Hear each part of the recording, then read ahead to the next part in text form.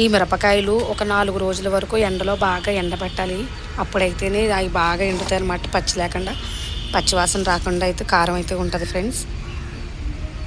ఏ మాత్రం మనం ఎండలో పెట్టకుండా కొనుక్కున్నట్టే తీసుకెళ్ళి ఆడిస్తే మాత్రం కారం టేస్ట్గా ఉండదు. ఆ మిరపకాయలు కూడా సరిగ్గా ఆడవు, ఎలా ఉన్నాయి అలాగే ఉంటాయి అన్నమాట.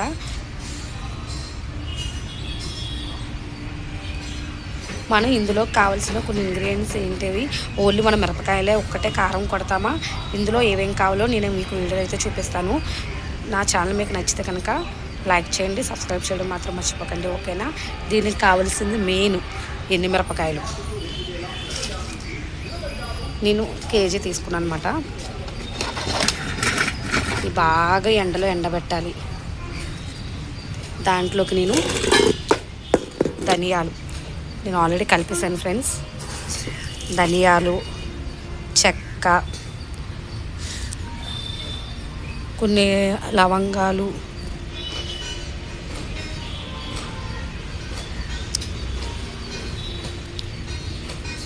ఎల్లుల్లిపాయలు,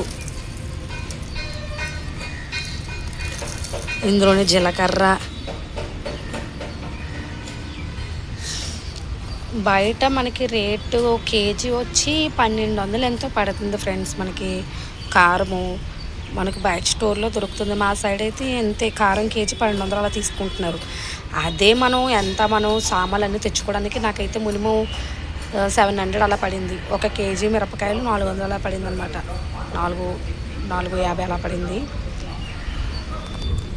మిగతా ఏమో 10 రూపాయలేమో, 20 రూపాయలేమో ఎల్లుల్లిపాయలు, ధనియాలు ఒక 100 రూపాయలు, చెక్క, లవంగా ఇంకోటికి దగ్గు.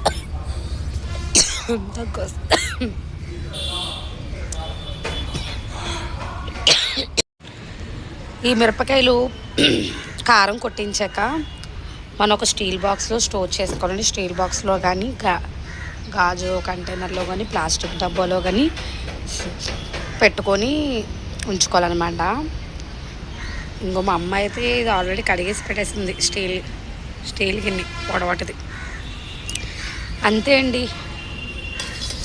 ఇవన్నీ వేసుకుంటేనే టేస్ట్ వస్తుంది. ఇందులో సొంపు కూడా వేస్తారు కొంతమంది, మా అమ్మ అయితే వేయలేదు మరి. ఈ ఘాటుకి నాకు కోళ్ళు తిరిగేసింది అనమాట, గిర్రమని.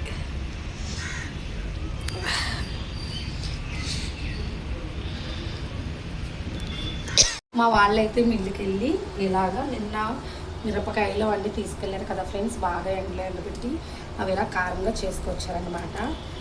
దీంట్లో మనం దంచి వెల్లుల్లిపాయలు వేసుకుంటే టేస్ట్ అయితే సూపర్ ఉంటుంది. అది తీసుకొచ్చినట్టు మనం వెంటనే బాక్స్లో వేసుకోకూడదు. ఫస్ట్ ఆ వేడంతా పోవాలి. ఒక 20 మినిట్స్ చల్లగా అయిన తర్వాత బాక్స్లో వేసుకొని మనం స్టోరేజ్ చేసుకోవాలండి. ఇదైతే మాకు మినిమం ఒక 2 months 3 months వరకు వస్తుంది. ఇదే కాదు, కేజీన్నర కారం వచ్చింది ఆడించుకుంటే. చూడండి, స్మెల్ అయితే చాలా బాగుంది. మేమైతే ఎక్కువ వాడతాం అనమాట. మనం బయట కొనడం మెయిన్ అవాయిడ్ చేసేదండి. బయట కొనడం వల్ల అందులోని కలర్ కోసం కెమికల్స్ యాడ్ చేస్తారు, అలాగే పౌడర్స్ కూడా యాడ్ చేస్తారు. దానివల్ల హెల్త్ కూడా మనకి డ్యామేజ్ అవుతుంది. మనం ఇంట్లోనే చేసుకోవడం మంచిది.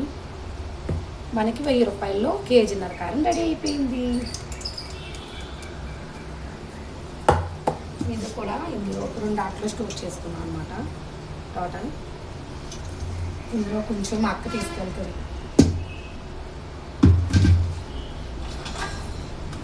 ఓకేనండి, మరిన్ని మంచి వీడియోలతో మీ ముందుకు వస్తాను.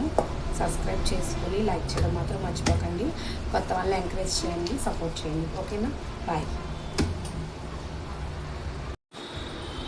ఇప్పుడు నేను ఏం చెప్పాలనుకుంటున్నానంటే, మనకి కారం ఎక్కువ రోజులు కావాలి. కొంతమంది తొందరగానే వాడేసుకుంటారు, కొంతమంది 1 monthకే వాడేసుకుంటారు, కొంతమంది 1 year వరకు వాడుకుంటూనే ఉంటారు. అలాగే కొంతమంది ఏమంటారంటే కారం బాగా పాడైపోయిందండి, తొందరగా పాడైపోయింది అన్న వాళ్ళు కూడా ఉంటారు. అలా కాకుండా ఉండాలంటే ముందుగా మనం ఈ కారంలోని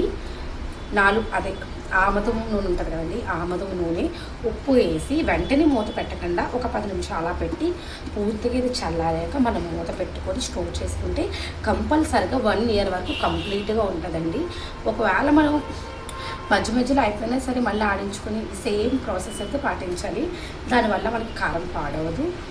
ఒకసారి నా చిట్కా మీకు ఎవరికైనా నచ్చితే కనుక తప్పకుండా ట్రై చేయండి, రిజల్ట్ అయితే ఖచ్చితంగా ఉంటుంది. ఓకే.